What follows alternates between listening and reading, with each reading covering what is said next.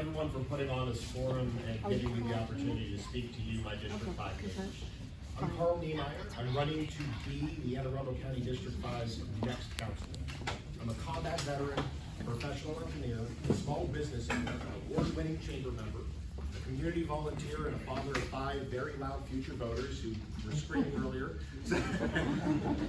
I want to see Anne Arundel County support a future that works for everyone. A future where everyone has the means and the opportunity to build a life of meaning and purpose.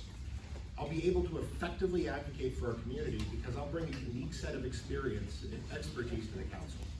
The things that affect our lives every day: utilities, roadways, construction.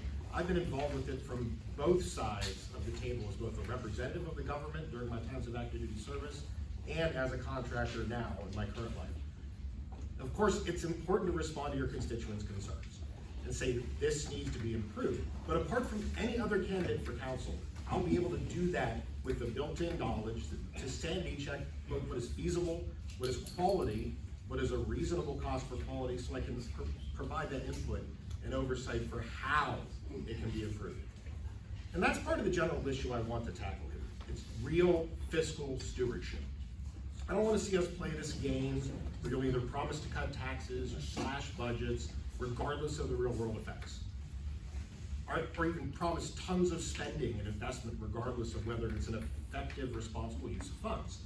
I'm in the middle that is serious about finding that balance and not carrying on our district's legacy of partisan performative gimmicks with a budget that started with Councilman Peralta and is continued to this day.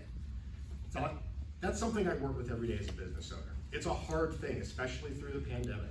Looking for the balance, working with budgets, balancing employee pay and retention, the needs of operations and the needs of the company.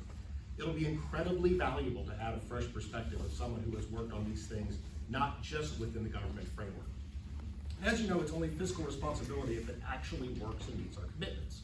These are the things we expect to work without compromise: public safety, roads and utilities, our schools. And they can't work if you don't have the forward-thinking outlook that is thinking about what investments are needed to meet the community's needs and give long-term value.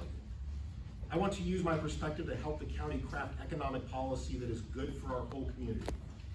The whole reason the government should have policy that supports business is to improve the lives of its citizens.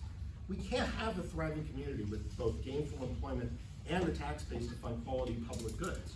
There's no good in supporting labor if your policies attack the businesses that employ them. And if you're supporting business, but you don't care if they're providing quality jobs or your policies undercut good businesses that do, then you're really just supporting corporate interests. As a proud union employer and a trustee of their funds, I've got the perspective to be of service to both. The last major part of what I want to do on council revolves around the Chesapeake Bay. I want to see us taking proactive steps to keep protecting and improving the waterways, including what we do as a county for sediment control and how we invest in energy efficient improvements. This is one area where the incumbent and I strongly differ. My opponent even just this year proposed an amendment to cut hundreds of thousands of dollars from wastewater management. The Director of Public Works was very clear and compelling on the risk of safe water infrastructure from this cut, especially with growth and maintenance needs. So clear that even Councilman Volke would not get on board with it. And I'm really looking forward to using my skills and experience as a professional engineer to more actively engage with our transportation agencies. I will work to ensure that when they address the traffic issues in District 5 that we suffer, particularly the Bay Bridge, that it's in line with the industry's best practices and will result in real improvements to serve the needs of District 5. So thank you again for the opportunity to speak tonight, and I look forward to earning your vote on November 8th.